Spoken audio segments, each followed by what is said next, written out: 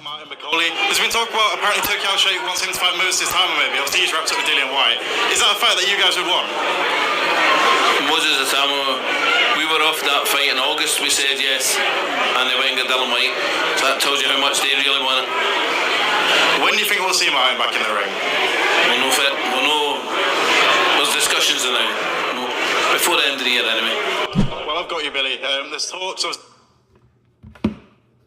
Those are the words of Billy Nelson as he claims that they were offered the fight in August or whenever, and they accepted it. Let me counterpunch. I'm not sure about that. I mean, I don't want to call nobody a liar here. But the last I heard from Martin McCauley, okay, he wasn't trying to get that fight. I mean, he didn't reject it publicly, but he was like, you know what,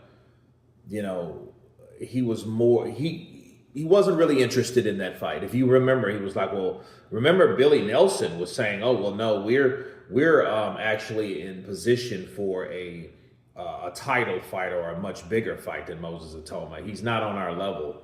You'll get knocked out, this, that, and the other. Now you hear Billy spitting and spurting some shit about, oh yeah, well, we said yes to a fight, back in whenever.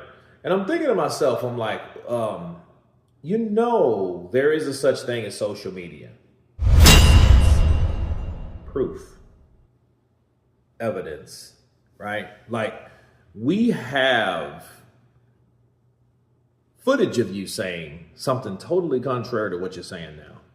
That's what gets people in trouble these days. Like, back in the day, you could get away with shit like that because whatever you were saying wasn't always televised, and it was always hearsay based on what you told someone, and they're claiming, and kind of rehearsing what you said. But it's also when someone's explaining something to anybody, it can come off different by the second time it comes back or resaid or rehearsed or whatever, explained to someone else. It's not always explained the same way.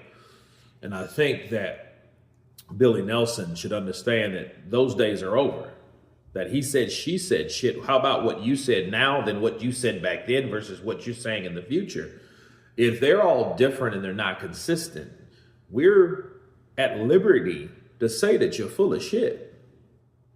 Not saying that Martin wouldn't fight Moses, but I'm saying that they weren't really trying to fight him. So don't act like, oh, we accepted that fight back then. Like to me, it grinds my gears because it's like, okay, you take you insult our intelligence with the shit that you're saying. And I'm trying not to talk shit about Billy Nelson because I know maybe, he has a pretty stringent job, but I did not like that choice he made to throw Martin in there, especially if he didn't know what type of shape he was in. And I don't even think he did. And if he didn't know, and he found out the moment he came to or stepped on the plane, I guess at that point it would have been too late. But